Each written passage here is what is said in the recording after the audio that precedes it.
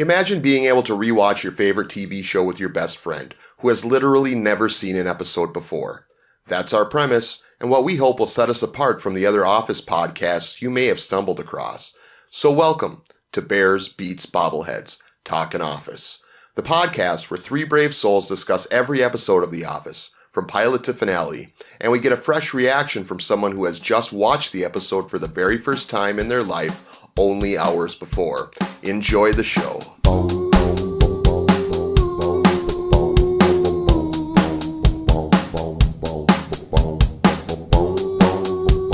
Hello and welcome to Bears Beats Bobbleheads Talking Office. We are talking Season 2, Episode 10, Christmas Party. First aired December 6, 2005. Written by Michael Schur and directed by Charles McDougall. All right, let's start the episode here as we start every episode. Christmas episode or no, we are going to give our favorite moment from Christmas Party. And oh, there were so many for me. It is hard to pick a winner, but let's start with you, Joe. What was your favorite moment of Christmas Party? Okay, so this is top 3 favorite episodes for me. Mm-hmm. So it's hard to pick, but this one moment just gets me all the time. And it seems like my MO, I pick these really weird, random small parts. But it's toward the end when we meet Bob Vance. He keeps introducing himself as Bob Vance, Vance Refrigeration. And Ryan shakes his hand and says, "What kind of work are you in, Bob?" Bob Vance, Vance Refrigeration. Yeah, that's a good moment. Oh, man, there's too many good moments. It's really hard. But I think my favorite moment, at least the thing that always makes me laugh, there are so many, but the one that I can think of offhand right now is when Michael's buying the vodka. He's got 15 bottles of vodka. Is that enough to get 20 people plastered? And the clerk at the liquor store is like, 15 bottles of vodka? Yeah, that should do it. Not just like liters. They're like half gallons. They're 175s. They're 175s. Oh my God! What about you, Paul? What was your favorite moment of Christmas? The part, because it was so shocking to me, is when Meredith exposes herself. She whips out the boobs, and all Michael could do is take a picture and like, okay, let's go. He does that like. Yeah, he does. All right, let's go. Oh Jesus! Yeah. I think I was not expecting that. In the cold open, Michael and Dwight struggle to bring a tree into the office that is clearly too big, Paul. Why'd you get a tree that big? Why'd you get it so big? That's what she said. Yeah, that's what she said, so that's coming into play. And then, rather than cutting it from the bottom, they cut it from the fucking top. What's a perfectly good mini tree? They're going to sell that to charity. Sell it to charity. That's what you do. Oh, my God. Jim got Pam for Secret Santa for the first time, and he clearly worked hard on that gift, Joe. Yeah, it's a lot of, like, inside jokes, and I think this is, like, one of the sweetest moments in The Office when he's obviously, like, really into that, and he's, like, talking about the hot sauce packet because she put it on a hot dog once, his yearbook photo, and then he has the card. Mm-hmm. And he kind of alludes to, like, because Christmas is the time of year where you tell people how you feel. Yeah, and then he also threw in, it looked like a little pencil, like a little bowling alley pencil or something, right? That he wouldn't tell us what the relevance of that was. Yeah, he said it's too long of a story. Mm. So yeah, I like that from a writing standpoint, is that we get a hint that there is this thing and there's like this long story, but we really don't need to know what that story is. Yeah, he's going to keep it to himself, which is what a real person would probably do. You don't need to share everything with a camera crew. No, absolutely. So again, to me, that's good writing, is being able to do that sort of thing. Agreed. Angela drafts Ryan into the party planning committee, an entity that one might call Angela's little fiefdom, Paul. Boy, yeah. And who was it messed up? Was it Phyllis that messed up with the getting the small lights? Yes. Yes. Okay. Yes. Yes. It was Phyllis that messed up. Did I mess up getting the small lights? We'll see. Oh boy. Yeah. This is Angela's baby. Mm-hmm. Yeah, I think we hinted this to Paul the first time we saw the party planning committee, and we told you she gets a little more intense with it. Yeah. Yeah, she does. For firing Devin, Michael got a sweet Christmas bonus, 3,000 G's, Joe. Yeah. Most bosses would keep that to themselves, but he decides to tell the camera crew, and he's using that money because he wants to make the Christmas party rock, and he wants to make it more fun, which again seems more like it's for him to not feel as bad about firing Devin and getting money for it. But yeah, well, maybe he should call Devin and tell him. Yeah, he should make him feel better. Yeah, they'll make the guy without a job feel great. Call him on Christmas and tell him about the bonus he got for firing him. Jesus Christ, Ebenezer. All right. Paul, another one of my favorite moments. Actually, there are two in this next scene, but the first one is, ho, ho, ho, pimp. Jesus Christ. Yes.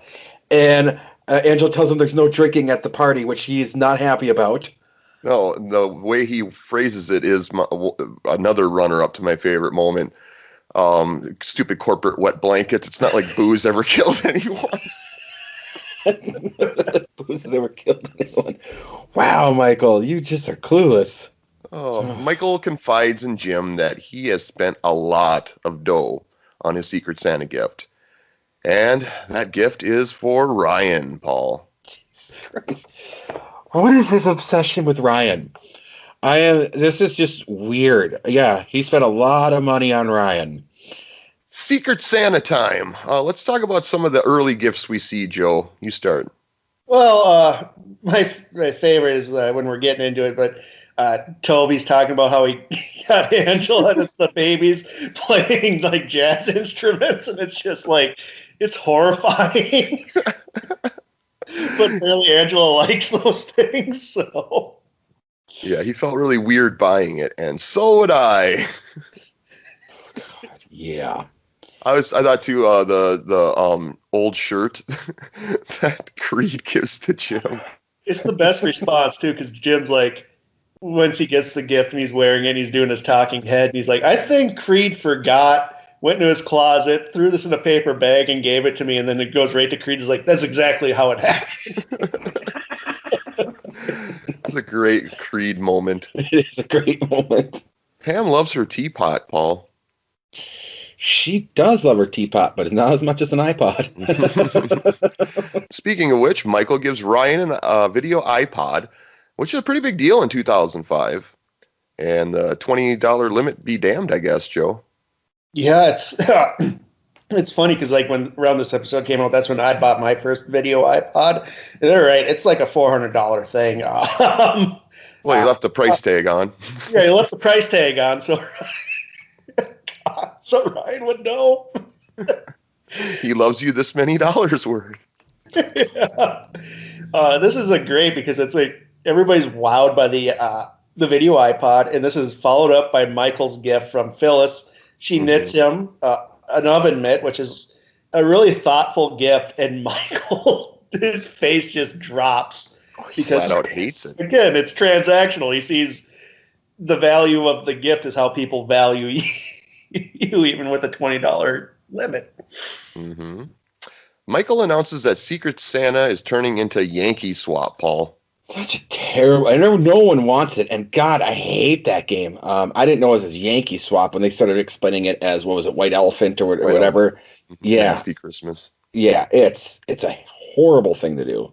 Absolutely. Yeah. All right, that seems like a good spot then to take our first break, but we will come back and discuss the fallout of Yankee Swap here on Bears Beats Bobbleheads Talking Office, Season 2, Episode 10, Christmas Party. We will be right back.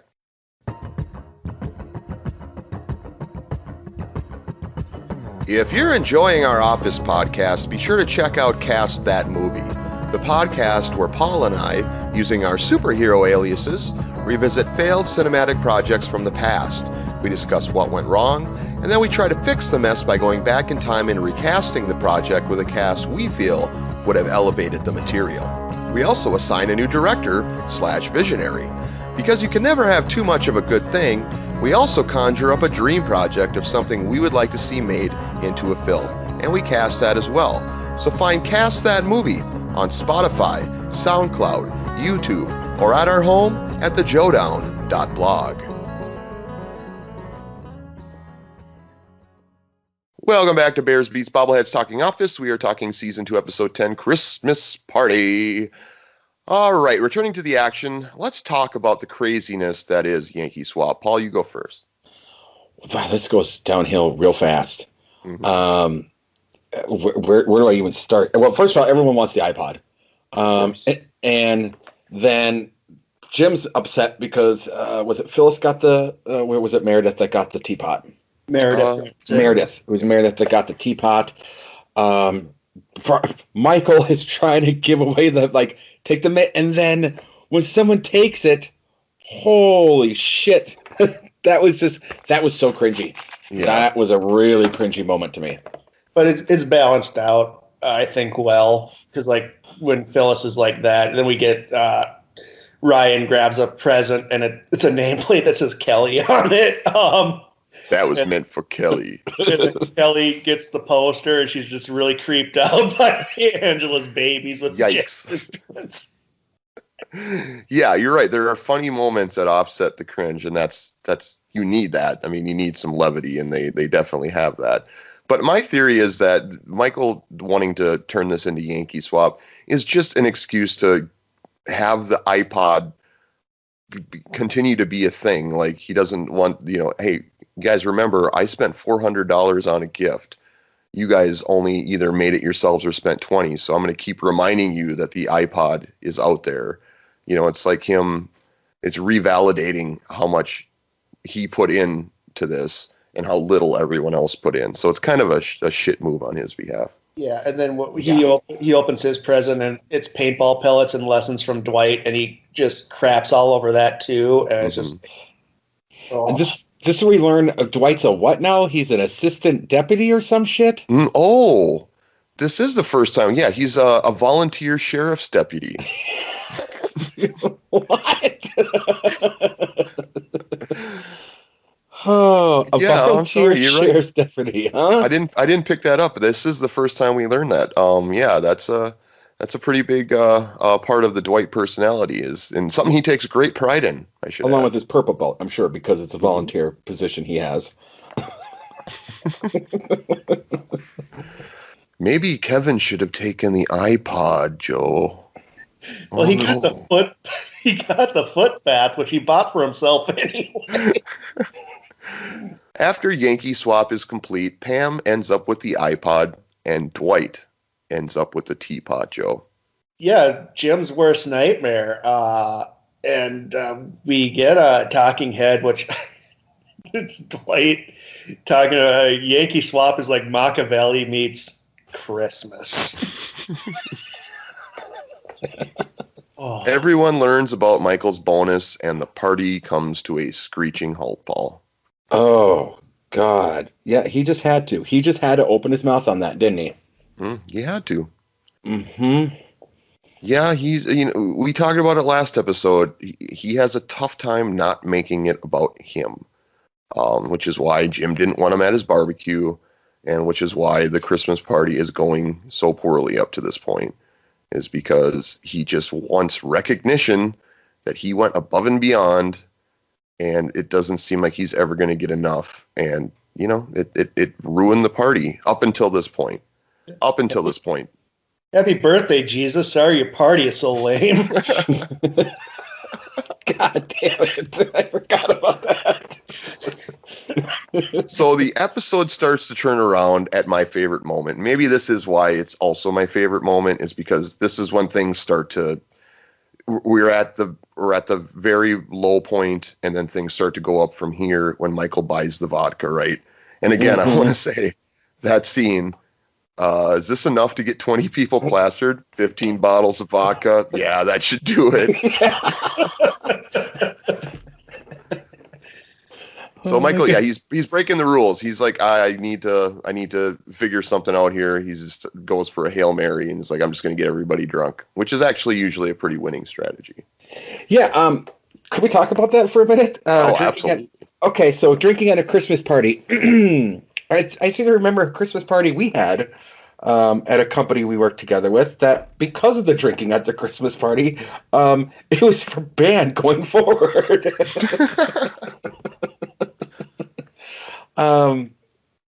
Yeah, there's nothing to hide here. This was, oh my God, almost 18, 17 years ago.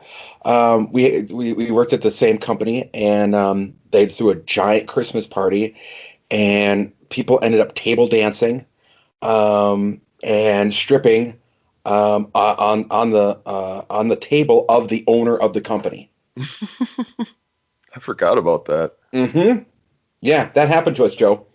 But it wasn't in the office, though. It was at an event center. It was at an event center, which makes it worse. The only way this would be better if it happened at a Chili's, guys. Yeah, I mean, you got to think of, there were people with their spouses there. It was out of control, bonkers. Yeah. Jim learns what Dwight intends to use the teapot for, and it's too much to bear, Paul. So he wants to use this as a natty pot with tea. Do you know how bad that is? Like, that will kill you. You have to be super careful with what you put into a neti pot. He will die from doing it with tea. But just put yourself in Jim's shoes there, and all this thought that you put into this gift, and it ends up to the person you like the least on the planet. And think about that. It's still taped shut, so he's going to get the picture of him in high school.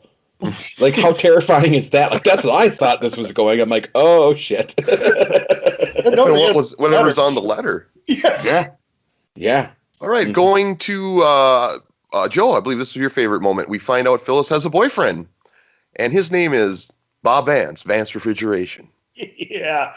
I don't know if it's been mentioned yet on the show or not, but Vance Refrigeration shares the part in the industrial area with Dunder Mifflin. Mm-hmm. They're on the same floor. Yep. So yeah, Bob Vance just keeps like repeating Vance Refrigeration. That's like basically an advertising ploy. Is you say your name of your business how many times in a row it sticks. It sticks here. Like, I'll never forget Vance Refrigeration. And Ryan's just response, like, what kind of business are you in there, Bob? Probably Ryan's best line to date. Would you guys agree? Yes. Yeah, kind of a smart-ass line, but, I mean, at least some personality, and you know, it makes me laugh, and I don't know if I can say that about basically anything Ryan said, except for in the Chili's at the Dundies, where he gets the hottest in the office award, and it's like, what am I going to do with it? That's the least of my worries right now. Is probably the only other time where I'm like, God damn, finally Ryan's breaking out as a character here. But moving on, everyone proceeds to get wasted on cheap vodka, Paul. Oh, yeah, they do. The party takes a very pleasant turn. Takes a very, very, except for one person. The office bitch. That's one of the things I like in this episode. They keep, when everything goes awry in the party, they do like these really short like zoom ins on Angela, and she's just fucking livid. Mm-hmm. Yeah, you do. We haven't really touched on it, but Angela has her own little arc in this episode. We obviously, there's that scene where Michael wants to change plans. I forget what exactly he wants to change. And she kind of says something like, you can't just change things at the last second. And then she cries. Oh, it was it was doing the Yankee Swap. Oh, yes. It was doing the Yankee Swap. Yep. Yeah. So then she starts to cry, like, which I kind of find funny that she takes it so seriously that way. But if you look at it as her being a person, it's like, oh my God, she's really taking this seriously. Again, it just goes to show that why she and Dwight are together. Pam Todd decides to trade the iPod away and get the teapot back from Dwight. Joe, am I right? Yeah, it's I like it. This is kind of prefaced a few scenes before when Roy is saying, I was going to get you an iPod, but now you got it. And then she's like, oh, really? What are you going to get me now? And he's like, oh, a sweater or something. Or get you a sweater or something. Like, oh, geez. Such a romantic guy. But she gets the teapot, and then Jim comes and tells her about the bonus gifts. And they have like a really sweet scene here where she's going through all the memories that they've shared. And Jim pockets the letter. Mm-hmm. And now the question is, are we ever going to find out what was on that letter? Paul, you don't know the answer to that. Do you think we ever find out what was on that letter? I don't know. Well, of course you don't know. I don't know. I don't know. I mean, I would assume we would. I'm assuming we do. I'm assuming we do at some point. Okay. Todd Packer shows up again, Joe. So, yeah. With mistletoe on his crotch. Oh, God. Endearing as always. I just gotta say, Keckner plays this role so well. It's just such glee. You know he had fun being Todd Packer. Oh, yeah. Paul. Yes, sir. Lampshade on the head. Lampshade happening. It's Bring happening. back any memories? Oh, Jesus Christ. You fuckface. You bringing that up. Please enlighten Joe and our listening audience to what I refer. Okay. So we had a work party. Wasn't a Christmas party. I was a pretty bad drunk back in the day. And this is around the time that Fatty Baldwin got arrested for running up and down a hotel, yelling Baldwin in the hallways. And I decided it was time to recreate that. So I dropped trow, put a lampshade on my head, and start running up and down Scott's apartment, always yelling Baldwin. Come in, pass out, hit the table, and collapse on the floor. Jesus. How are we still friends? Well, I'd say for reasons like that. Entertainment value. It was, that's a real story that happened. Did the scene with Michael harken back to that at all? With the lampshade on the head? I completely forgot about that. It didn't even click with me till you brought it up. And I was like, change your perspective of that scene now? Very, very much. Fuck. Everyone is going to Poor Richard's after what turns out to be a successful Christmas party after all, Paul. Yeah, things turned out pretty well. The booze helped out. Everyone kind of loosened up. Even Michael kind of turned it around, except Angela. Poor Angela's just going to hang out by the dumpster, I think. I don't really know what happens there. But then Meredith decides to pull to one up Kelly. This is my favorite scene. Yep. Which is where she decides he's closing up, he's turned around, and she just drops the shirt. And he's just like, whoa. Has a camera in his hand, takes the picture, and all right, let's go. He was so adamant to get like good pictures for the night for the company newsletter. For the cover of the company newsletter. Which, oh my God, if there's continuity and that's one of those photos shows up from the Christmas party, holy shit, you guys. Meredith, guess what? God. I could see him doing that too. All right, guys. I think that does it for Christmas Party, Season 2, Episode 10, classic. Let's take a break, and we will come back, and we will each list our winner for the episode as well as our general takeaway, and we will check in with Paul to see if Jim is still his favorite character, and if The Fight is still his favorite episode, or if Christmas Party has finally dethroned the champion. We'll be right back on Bears Beats Bobbleheads Talking Office. Hi, this is Paul Muad'Dib, one half of Podcast Above a Convenience Store Talkin' Twin Peaks, which I work on with Joseph Fremming, who's also on the podcast that you're listening to right now. We go through all of Twin Peaks, Season 1, Season 2, the movie, the books. Right now we're digging into Season 3, which will end the podcast with the final dossier, which was the last book that was put out by Mark Frost, putting a cap on everything that's happened in the Twin Peaks universe. So please, check us out. You can find us on the joedown.blog with everything else on here. You can find us on YouTube, SoundCloud, iTunes, Spotify. There's no reason why you don't want to listen. Welcome back to Bears Beats Bobbleheads Talking Office, and we are wrapping things up, on Season 2, Episode 10, Christmas Party. It's time for us to list our winners for the episode as well as our general takeaway. Joe, start us off, please. Yeah, like I said, this is top 3 for me, Office episodes. There's just so many. It's just joke after joke after joke, which really makes it run fast and makes it really memorable. Jim wins the episode for me just for the teapot. It's just one of those really sweet moments that I really enjoy because this episode has a lot of uncomfortable moments, and just the idea that he's like really excited to get Pam this and attempt to profess his feelings for her, which he retracts at the end. But yeah, Jim wins it. Okay. I mean, it's Michael again for me. I just can't not. He makes me laugh too many times in this episode, and it's tough at times to want to give it to him because it is so cringy, and he does make things so uncomfortable for everybody. But then he does save the day, and even him and Phyllis are dancing together by the end. And I think this, I don't know if I put it top 3, definitely top 10 for me this episode.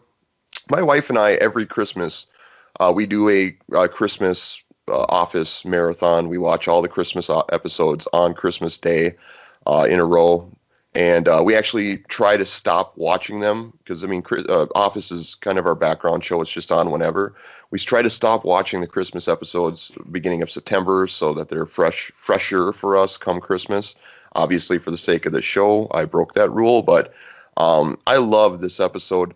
I love how hard it is to watch at times, and then the redemption you get at the end. I think a big difference between season 1 and season 2 is exemplified in this episode, in that, you know, all as bad as it looks, it would have kept going that route in season 1, and in season 2 they find a realistic way, you know, in this case just throw booze at it and everything turns around. But they find a realistic way to bring everything back, and you feel good about it at the end instead of feeling, you know, exhausted by how cringy it became. So, yes, I love this episode, and Michael is my winner. Paul, what about you? Oh boy, it's tough to pick a winner because there is a lot of highlights in this one, but I'm going to go with Joe on this one, and I'm going to stick with Jim and say, yeah, it was, you know, through it all, like he was kind of the best person in all this outside of Meredith. Phyllis, who I just felt bad for, right? Sure.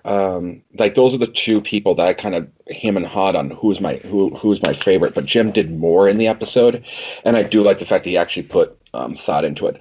As far as this goes, you know, I'm going to put this one as my current favorite for different reasons. Because the fight was just straight out funny. The whole kind of, you know, again we did that when we were laughing for the whole episode, but there is a lot of what I felt like things that I saw that, as you talked about, stemming off from last episode, things kind of moving, and I'm starting to see more continuity, and that's paying off here. And everyone was kind of involved in this one. More, I felt even more so than last episode, more character development with everyone. Yes. Yeah, that's absolutely the case. I think pretty much everybody had a moment in this episode, didn't they? Ryan had a moment. Even Creed had one line, and it was hilarious. It was hilarious. Yep, that's exactly what happened. Yeah. So, yeah, this is the new winner. And, yeah, it was cringy at times, but it's what a Christmas episode should be. Okay, well, I think that does it for Season 2, Episode 10, Christmas Party. Paul's new favorite. We will be back next week to see if Season 2, Episode 11, Booze Cruise, can take that title. Until then, that's Joe, that's Paul, I'm Scott. This is Bears Beats Bobbleheads Talking Office. We'll talk to you next week.